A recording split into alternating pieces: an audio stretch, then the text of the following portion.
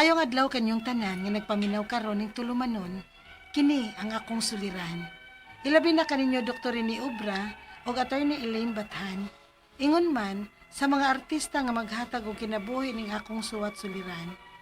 Tagua lang ko ninyo sa pangan nga Perla, hingkod ang pangidaron, minyo og may tulo ka mga anak. Kanhi OFW sa Dubai. Pero nakauli na ko karon sa Pilipinas. Itago na lang sad ang akong address. Punto medikal kining akong suliran. Kabahin kini sa akong gibati karon nga nakapastress nako. Kay wa ko magtuo nga ingon na kini ka grabe. Aron ni sabtan, sugdon ko sa didto pa ko sa Dubai. Ingon ini ang mga panghitabo.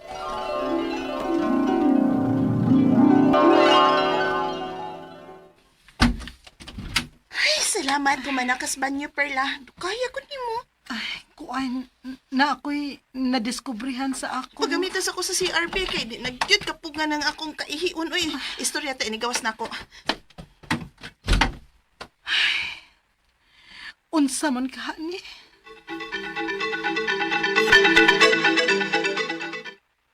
Ha? Bukol?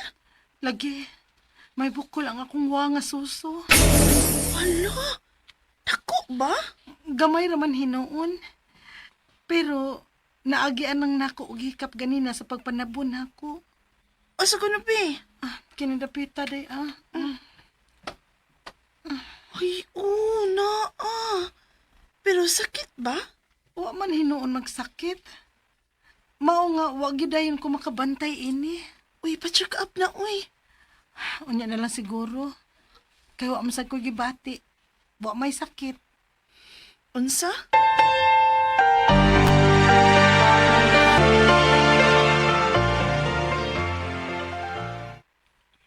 Gusto ang imong amiga Perla. Pa-check up na. Hasol kaayo diri kung magpa-check up man dooy. Unya may trabaho pa ko mabiyaan. Sige lang, kay mo uli naman ko sunod tuig pohon. Pila naman lang kabuan. Diha na lang unya ko sa ato magpa-check up. Unsa? Kadugay pa ato? Karon ka doon ay gibati. Unya sa natuig ka pang pa-check up. Wala lagi ko'y gibati. Wala naman kung magsakit. Ikaw kung di ka patuon ha. Basin unya nagkamulihok anak kung masakit na ka og lisod na matambalan. Mando.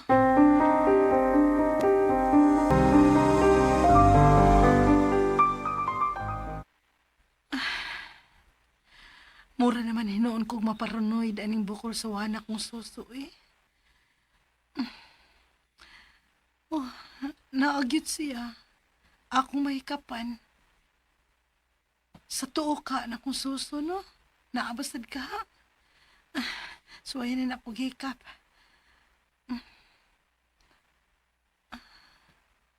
Hala, ni aman po di ay bukol sa tuo na kong suso. Hala, niya sa dinhi. Sa ato pa di ay. Ang duhan ako kasuso ang dunay bukol. Ginoo ko.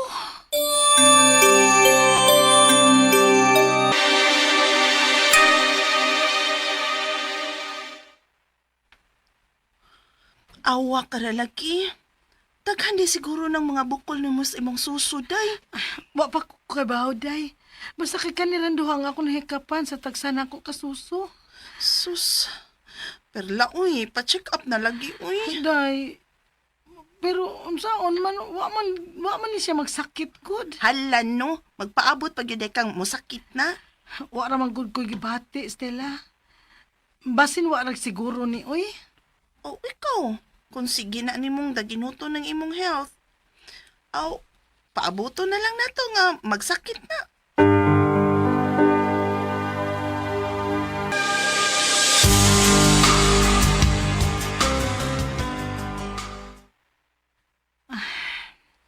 Hapit na gid mahuman ang akong kontrata din sa Dubai. Og makapauli na gid ko sa amo sa Pilipinas. Ay, kimingaw na gid kay ko sa akong pamilya.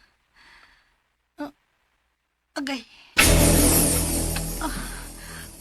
Unsa man ning nagpitik nga sakit sa akong suso.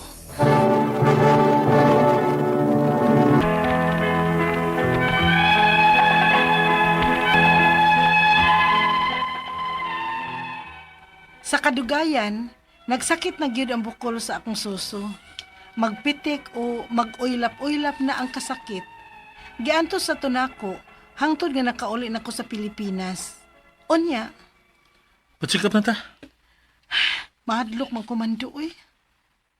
Nanasad na siya na yung hadlok-hadlok. Nisaad ba ya ka nga nagpauli ni mo, papatsikap na ka? Oh, Mando, ano ka uy? nahadlok ko. Nahadlok ko, Mando. Ay, lagi ng hadlok-hadlok lagi. Huwag gina ikatabang ni mo, Perla. Unya ang kwarta. Kasayang sa hinaguan akong kwarta, no? Nga sa ako na nagyapon sakit magpaingon. Nanarbaho ko sa gawas para sa pagpaeskwela sa atong mga anak. Maong wagid na ko hilabti ang akong kwarta para pa-check up na ko. Kay para kini sa pagtungha sa atong mga anak. O kung sabay gusto ni mong mahitabo, nga pasagdan ka lang namo, nga kauno na na imong sakit, Mando. makitaan na natong kwarta, Perla. Unahon nato ng imong gibati. Ato ng atimanon. Magpatsikap ta.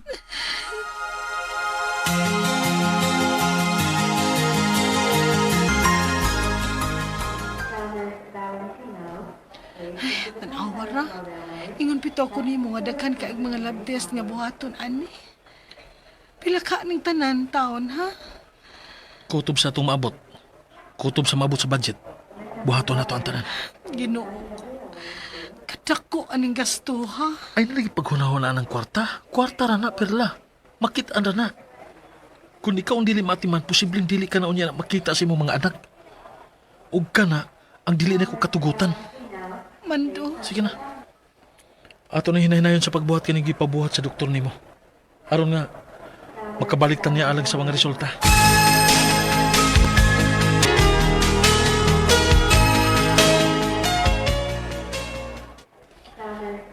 Ikasubo ko pero stage 4 na ang imong breast cancer. Unsa dok? Sigurado ka na? Mao kining akong nakita base sa nabasa ko sa mga resulta. Ginoo ko. Mrs. Late stage naman kang nidangop og pa-check up. Sa mga ingon ani gani nga case, early detection, mas maayo magpa-check up dayon mo aron matambalan dayon. Sama ini karon no, nga inyong gipalamay. Stage 4 na. Ginoo ko.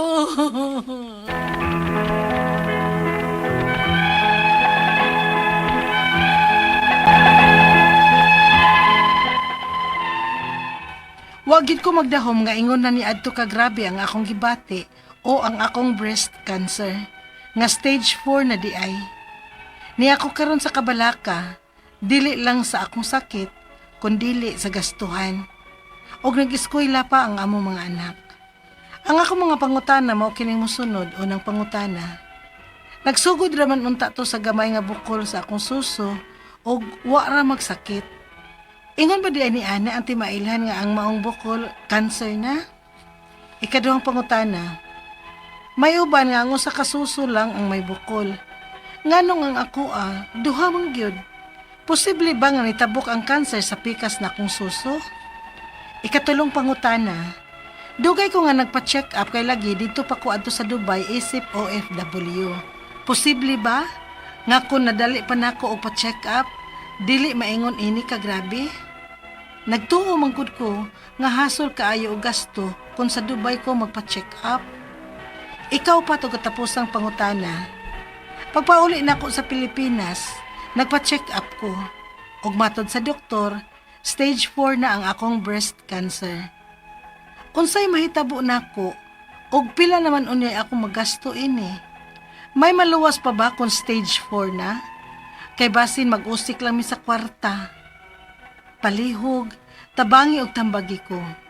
Kini ang akong suliran, Perla. Mayong adlaw mga suking tigpaminaw din ni sa tong programa kini ang akong suliran. Ani na sa bako si Dr. Rene Obra magiguban kaninyo karong adlaw. Ako mutambag sa inyong mga medical problem kay medical doctor man ako, psychological, emotional ug behavioral kay usa man ako ka psychiatrist ug mga problema sa mga ginadiling drugas kay usa man ako ka drug addiction specialist. Klase-klaseng pamaagis pagpadala sa mga sulat-suliran ri kanamo. Pwede kayo padala sa mong email suliran_podcast 44612@yahoo.com or sa atong Facebook account kini ang akong suliran official writers page o dire ba sa mong bahatan sa 3rd floor Jose R. Martinez Building, Osmeña Boulevard ning Dakbayan sa Sugbo. Ang atong makutlo nga pagtulunan karong adlaw murag nindot kay ni siya da. Remember that happiness is a way of travel, not a destination. So kung nakay gusto nga enjoy ka along the way, tanaw, sightseeing. Pag abot dito, mas maayong enjoy ka po ka.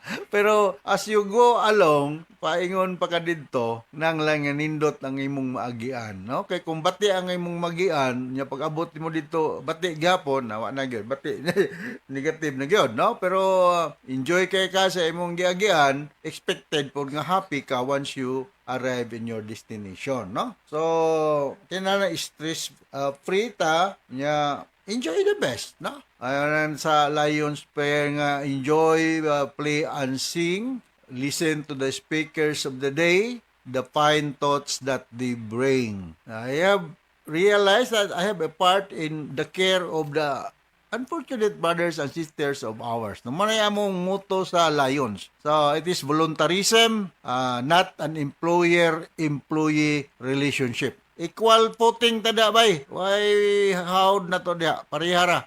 Voluntarism ko na god. Wag nagsweldo na to dia. So, ang atong purpose is to serve. We spare time, effort, money, sometimes emotion in order to serve. Dito ka-expect nga bayaran ta. Kwan. Ako lang nang gi-share kay sometimes na mga member sa grupo nga mangbuli. Mahinumdum na itong class reunion na kung giatinan nga noon sa bang tuo si mayong laki siya or mabayong babae siya, mangbuli man. So, maning mag-reunion. Ang purpose sa reunion is banding, dili bullying. Bati kay nang dugay na kayo mo nagkita si mong classmate niya. Nagkita niyo mag-insultuhay kada usa, ade mayo. Unhealthy mind. Okay, nangasaba ba ko? Oh, nangasaba ko gamay. Okay, ang atong magtatampo karong adlaw si Perla. Si Perla. 45 years old, wala niyang butang yung address, may tulo ka mga anak, kanhi OFW dito sa Dubai, Itungod kini sa iyang problema sa iyang breast, no? Anak-anak, kadaghan ako ka nag-Dubai. Pila kaupat ako ka nag-Dubai, pero taman ra ko sa airport. Wag ko ka ana ilangi pang hambog nga kasana Khalifa Tower. Wa ko ka ana. Kaupat na ko ka nag-Dubai, pero taman ra ko sa airport. Huwat ko sa kong connecting flight going back to Manila or going abroad. Okay? So, ako lang pa rin kamutan ng mga pangutana ni Perla. May atong i-greet din ni mayong pagpaminaw dia ni Merly Rabanes og ni Ben Lapot. Murag silingan ni silang duha na. Si Merly Rabanes ug si Ben Lapot. Jerry Rabanes, mga Natad family, mga Ababa family dia sa Kantawan. Og si Alfred and Rodel Lastimoso, Alfred and Rodel Lastimoso diha sa Kantawan, Naga City. Ayuhag pakaon ng imong mga alagang kanding diha Rodel ug Alfred kay para nga naanya tay maayo makita. Abay mayong gatas ang kanding, murag baka gyud tingali ang mayong gatas, no? Or baka gyud. Naman po'y Carabao meat. Walang Brad Pipi para diyang dito sa Compostela na may usay mo palit man siya Carabao kiso. Regards din mo diya sa Compostela, no? Si Father June Paradyang, diya sa Liluan. Napa ba kasi Father June sa Liluan, no? Mga Paradyang family diya sa Compostela, Cebu. Kabadyangan, nakanagi ko na ginyo. So, unang pangutana, nagsugod ra ni unta sa gamay nga bukol sa akong suso, ug wala magsakit. Ingon ba diya ni ang timailhan nga ang maong bukol cancer na? Dili sa dinoon, no? Di sa dinoon outright cancer, no? Kay nabe apoy mga bukol-bukol labi nag-menstruate, no? Actually, kadaghanan sa mga babae na may gitawag na tong breast asymmetry. Di gyud pareha kadagko, no? Minang hormonal lang rason ani o labi na injured ka diha, na infection, nauntog ka, o katong mga babae nga nag-take og contraceptives, no? So ang sakto gid ni Perla musubmit ka for mammography. Kining mammography usa ni siya ka diagnostic procedure pagsuta sa unsa may kahimtang diha sa imong suso kay ug magtagna lang ta dili reliable. So akong usbon daghang mga hinungdan nganong na may bukol diha, no? Hormonal usahay, binagbago nag-menstruate or ikaw 45 na ka, no? Atong mahinumduman nga ang menopausal age is mga late 40s o early 50s. Dugay-dugay paminom ka, no? Kay 45 na pa kay mga 5 years or more, no? So mo na nga ako kay istorya. Kung nakay history nga untog o na injured, that is alarming, no? Mammography ang diagnostic procedure paghimuon ani Pearl, no? Sunod nga pangutana, may uban nga ang usa ka suso lang ang may bukol. Nganong ang ako duha man gyud? Posible ba nga nitabok ang cancer sa pikas na kong suso? Pearl, ayaw pag-conclude dayon nga cancerous ning imong sakit, na? Ang the only way nga makaingon tag cancerous na is through biopsy. Ipa-biopsy ug naman gani lesion diha ato nang ipangda sa laboratory para ma-biopsy kung malignant ba or dili ba. Kay kung mayong kag cancerous, murag negative na maguna. Although taas man kayo ang survival rate sa mga breast cancer, pero sa ngan ng daang cancer medyo maka-anxiety po, maka-depress. No? Ayaw pag ituo dayon nga cancerous ng imong bukol sa imong suso. Not until na ay biopsy result which revealed nga ang imong lesion diha sa imong suso is malignant or cancerous. Sa ako nang giningon, daghan kayong mga babae nga dili pareha kadako ilang suso. Normal ra na. Pero kung naa na gani dihay nagsakit, labi namuwa, nagnana, or naabaroy sign of infection, alarming na siya. Or naabaroy nagdako nga bukol, nga nagkaanam kadako, nagtubo ba. So atay pa biopsy. Sunod nga pangutana, dugay kong nagpa-check up o kay lagi dito pa ko adto sa Dubai, isip usa ka OFW. Posible ba nga kung nadali na nako og pa-check up ug dili na maingon ani ka grabe. Nagtuo manggug ko nga hassle o gasto kayo kung sa Dubai ko magpa-check up. Well, I do not have an idea kung pila ang mga consultation payment dito sa Dubai. Kaysa ako nang ginaingon, kadaghan ako ka nag-Dubai pero taman ra ko sa airport. Wagi ko ka suroy-suroy yan ang Dubai. Naman to yung nang-imbitar na ako dito sa Dubai pero ang butong nang-imbitar na ko, tama na sa imbitar. Tama na masulti, wa may aksyon. Kaya lang, kayo, basig makaanat na ng Dubai, magtigom lang kong pamiliti po, no? So, wa ko idea, o mahal ba dito, o mas barato ba dito, o mahal ba dito sa ato, pero sa pagkakaroon, ang atong main concern is mabiopsy ng lesion sa imong suso in order for us to know kung malignant ba or dili ba. O kung malignant, cancerous ba o dili ba. Ikaw pa to katapos ang pangutana. Magpauli na ako sa Pilipinas, nagpa-check up ko o matod sa doktor. Okay. Wa ko kakuan ganyan sa drama. Stage 4 na ang akong breast cancer. Okay? So, stage 4 na. Unsay may tabo na ko kung pila man unsay akong magasto ani. May maluwas pa ba sa stage 4 kay basin magusik-usik lang ko sa ako nang giningon ang survival rate sa ang breast cancer is taas. Daghang kog mga kailangan na mga breast cancer nga nakasurvive man pod, no? With the close monitoring sa atong mga oncologist. Mga doktor nga in charge aning mga malignancy, gitawag nato silang oncologist, no? Expert na sila nani kung kinahanglan nga ikuha mastectomy, na radical mastectomy, nang kuhaon gyud ang breast o katang pectoralis major muscles dinhi sa tubangan, siguro maka-minimize na sa spread sa cancer cells. So, survival rate ani is dili ko ka predict pero manghinaot ko nga mo-submit ka for surgical intervention depending upon the clinical judgment sa imong attending oncologist. Akong balikon, oncologist ang doktor nga in charge niya aning ingon aning problema ha. Ani araman ka sa Cebu City Cebu City or baka Perla or wa manggo ka magsultig taga diin ka. Pag naka sa Cebu City, doon lang ko kada sa atong medical center, sa government lang para di kay gasto. Ha? Government hospital, okay? O kung taga Talisay City ka, doon da si Dr. Agos, no? Kunang Migo. Medical director na siya diya sa Talisay, South Cebu Medical Center.